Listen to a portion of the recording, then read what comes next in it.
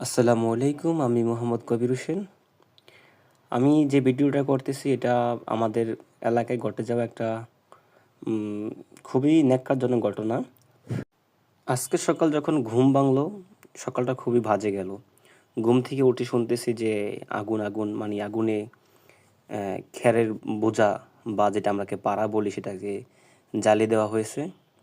তো এসে দেখলাম যে আমাদের এলাকার বাহদ্দিনেদের ২ টা খেরের পাড়া জ্বালিয়ে দিছে, যা তারা প্রায় ১৪,০০০ টাকায় বিক্রি করে ফেলছিল।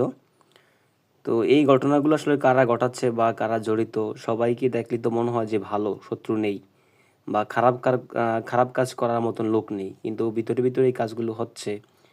সবাই সাবধানে থাকবেন, বিশেষ করে আজকে রাতও হতে পারে। এজন্য সবাই সাবধান থাকবেন, একত্রবদ্ধ থাকবেন। যারা এই কাজগুলো করে তাদেরকে যদি চিহ্নিত করা যায় তাহলে খুবই ভালো হয়। এলাকাবাসীর জন্য খুবই স্বস্তির একটা ঘুম মানে দিতে পারবে। যাতে দিন শেষে মানে রাত শেষে শুনতে না হয় যে এই সমস্ত সমাজে যেমন ভালো মানুষ আছে ঠিক একইভাবে অল্প কিছু খারাপ মানুষও আছে। সেগুলোকে চিহ্নিত করতে হবে। না হলে দিনের পর দিন এভাবেই সমাজের ক্ষতি করবে।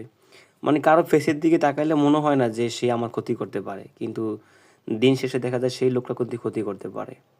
এমনকি আ আমার জীবনের ফার্স্ট দেখলাম যে আমাদেরও একটা মানে খেরের পাড়া আজকে জ্বালিয়ে দিছে।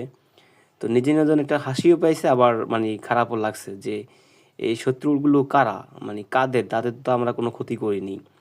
আসলে এগুলো আ কারা করে বা কি কেন করতেছে সেগুলো বের করার জন্য সবাইকে একত্রবদ্ধ হতে হবে এবং দরকার হলে বিশেষ করে রাতে পাহারার ব্যবস্থা করা জরুরি। যাতে করে তাদেরকে চিহ্নিত করা যায়। সবাই সাবধানে থাকবেন, সতর্ক থাকবেন।